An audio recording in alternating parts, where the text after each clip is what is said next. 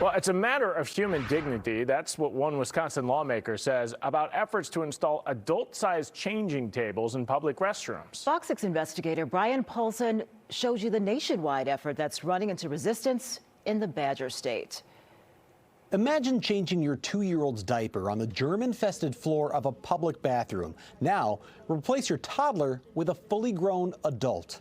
That is the humbling reality faced by millions of Americans with significant disabilities, and it's what prompted a Brookfield mom to embark on a mission to change their world. Whenever Sarah Knowles leaves the house, a clock starts ticking. Before you even set off, you feel it. Her son Matthew has cerebral palsy and a rare chromosomal disorder, and because of that, he cannot control when he goes to the bathroom. We've pretty much stopped going anywhere if there's nowhere to change him. And that makes every family outing Is it worth it? a roll of the dice. 20 minutes later, we're going home.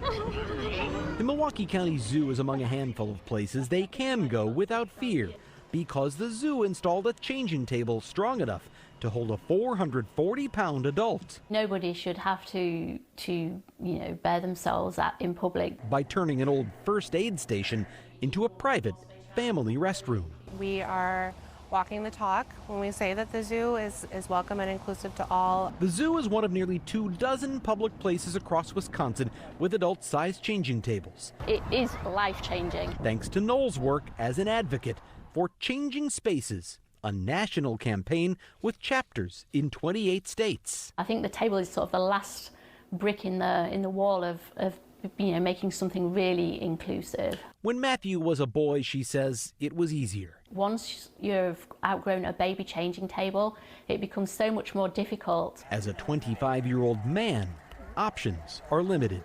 If you've ever had to change a toddler, you know what it feels like to pick them up and put them on a changing table. The typical toddler weighs about 25 to 30 pounds.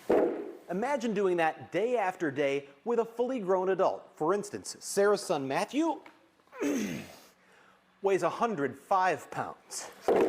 Me on my own, there's no way that I can lift him this high. And that's why she says a proper changing table needs to be height adjustable. A table that goes up and down, we can get it all the way down to the wheelchair. If it's not adjustable, don't do it. Brittany Larson is executive director of the Muskego Public Library, which installed a table earlier this year. It was humbling at first because, again, I had never thought about that need. And libraries pride themselves on thinking we're accessible. Larson learned of Knowles' campaign just as she was planning a major renovation. I went to the library board and they said, this is the perfect time. There's no better time to do it than now. And they approved it into the strategic plan. The biggest obstacle, of course, was funding. The tables alone can cost up to $10,000 apiece, not to mention the cost of electrical service and a door assist button. But Larson says she got the full support of the library system, the mayor, and the Muskego Common Council. It took all of those groups, all of those entities, valuing accessibility, valuing the library, in order to get what we have here today. Voluntary efforts like hers have led to universal changing tables at Mitchell International Airport, Discovery World, Summerfest, State Fair Park, and every major sports arena in Wisconsin. What would you do if there was nowhere to go? There's even a new table at the Wisconsin State Capitol. The People's House must be accessible for all people. But a broader effort to make the tables standard equipment in Wisconsin has stalled. I think it's a mandate thing.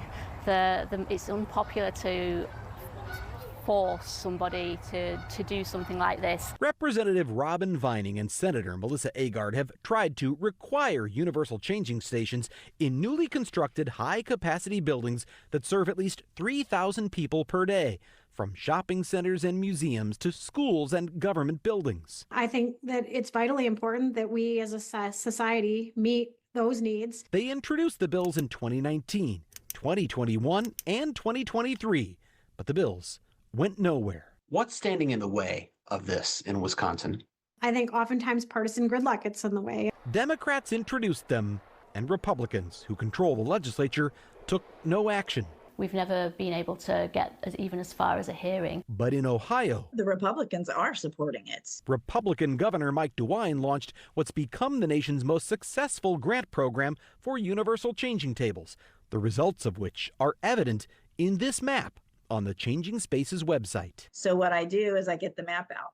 Where could I stop so that we could use the restroom? Instead of mandating the tables, Jennifer Corcoran says Ohio set aside $4.4 million in COVID relief funds for voluntary installations, including tables at every Ohio rest stop.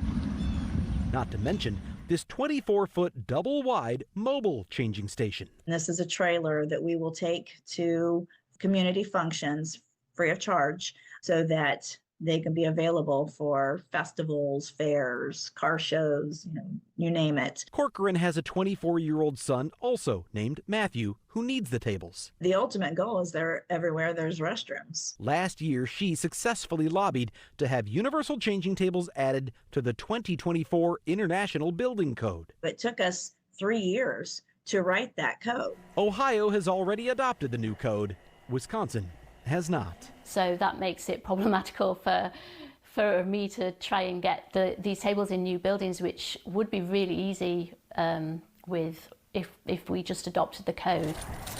Knowles wants to replicate Ohio's success here. I really, really want to get a grant program in place. 9 years since she joined the campaign, she and her colleagues know they are playing a long game. I said, buddy, we are not going to live in this accessible world. It's going to be beyond us, but we're going to fight for it the entire time that we're here. I do think that in the future, it will be just seen as like, I don't know what all the fuss was around it. It will just be like a ramp, like an elevator. Until then, they'll keep changing the world, one restroom at a time. Republican lawmakers who declined to call the changing table bills for a hearing did not respond to my request for an interview. Neither did the NAIOP, an organization of commercial developers that registered as neutral on the bills. The Wisconsin Realtors Association also registered as neutral, but declined our request for an interview. In the newsroom, Brian Polson, FOX 6 Investigators. And construction will begin this week on a new adult-sized changing station at Independence First in Walker's Point. That's an independent living organization that helps individuals with disabilities. Funding for the changing table and the associated family restroom are coming from WISPAC and the Reeve Foundation. They hope to have the new station completed by early next year.